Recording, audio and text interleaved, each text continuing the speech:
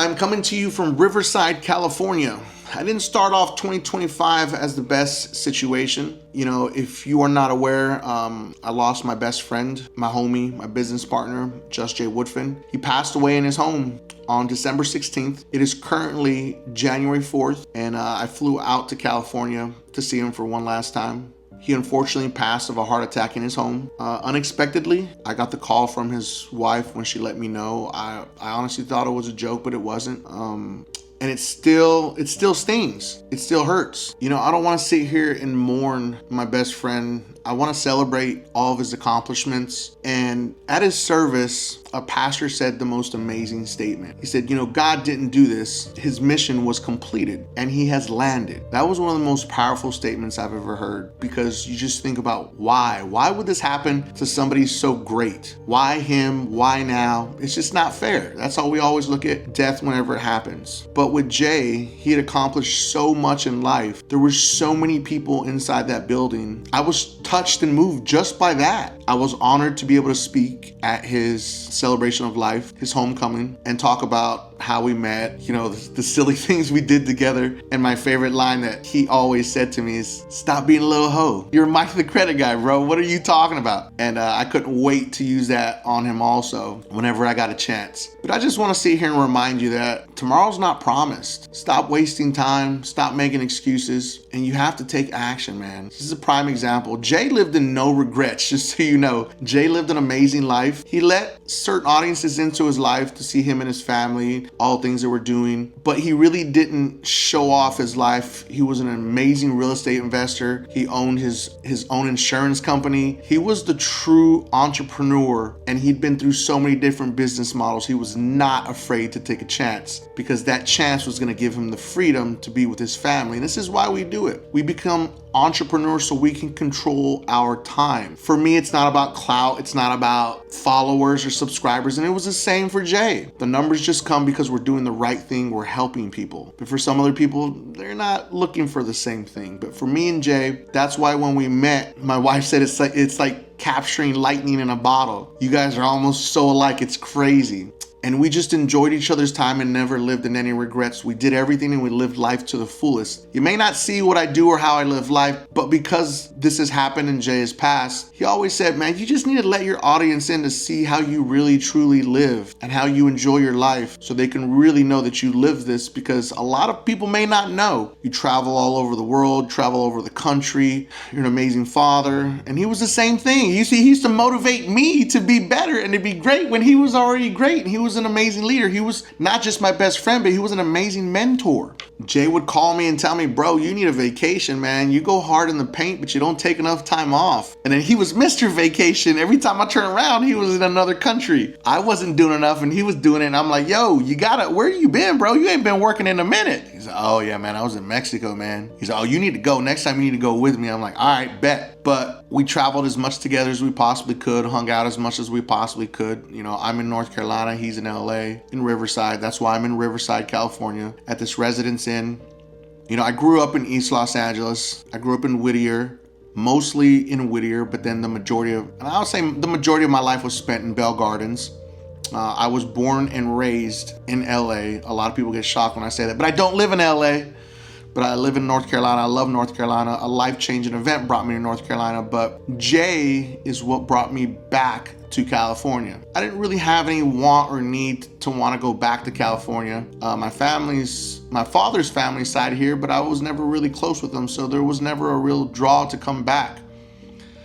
But any chance I got to go to an event for YouTube, for any type of event to hit the West Coast, I went, because I got to hang out with Jay. We got to spend time together. It was amazing. We constantly worked to make things better for people. We brought our powers together to do good, to basically change the credit repair game forever. That was our intention. And I'll say, Jay, mission was accomplished. We were able to create Dispute Beast. This is not a plug, but just understanding that we were always business partners, but not really until Dispute Beast came together, and he was the one that brought it together. He was the one that put the entire team together. He was the one behind it. So a lot of people don't know that, and I want everybody to be really clear on that. Dispute Beast will live on forever, and that will be his legacy. He worked hard to help build that and to make this massive impact on millions of Americans.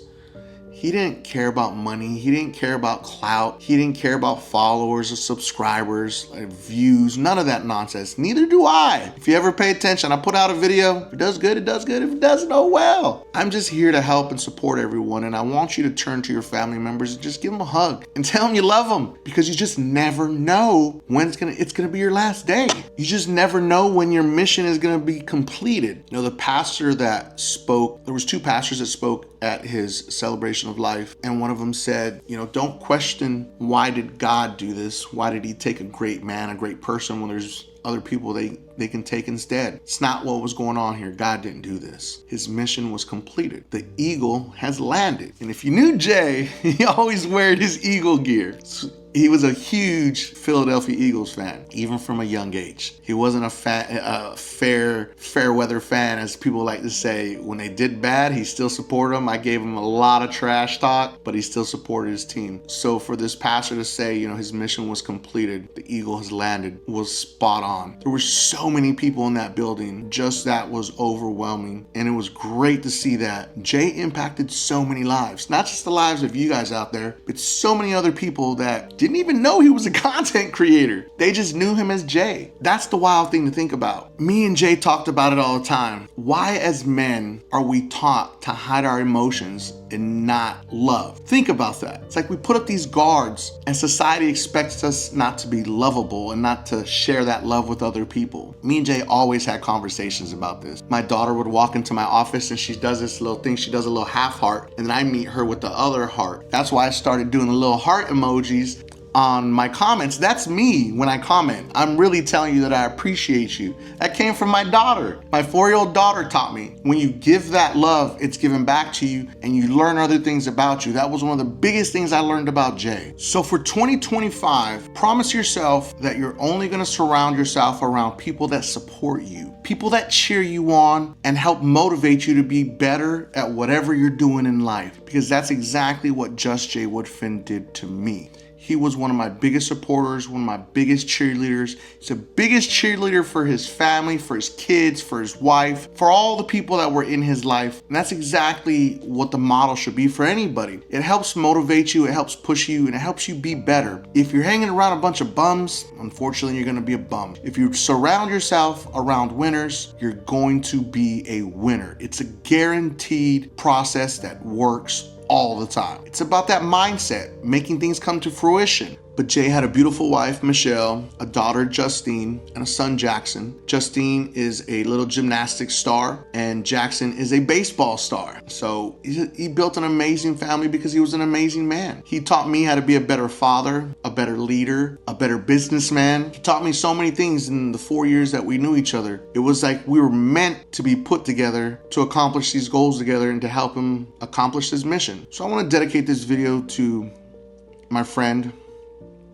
who was a father, an amazing husband, Frederick J. Woodfin. Everyone knows him as Just Jay Woodfin.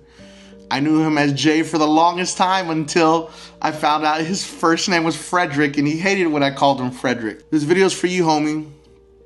You know, for someone that made a huge impact in my life, I wanted to dedicate this time. It's never gonna be forgotten. His legacy will live on forever. I'll make sure of that. Always be committed to his family for whatever they need, because the impact he made in my life changed it forever.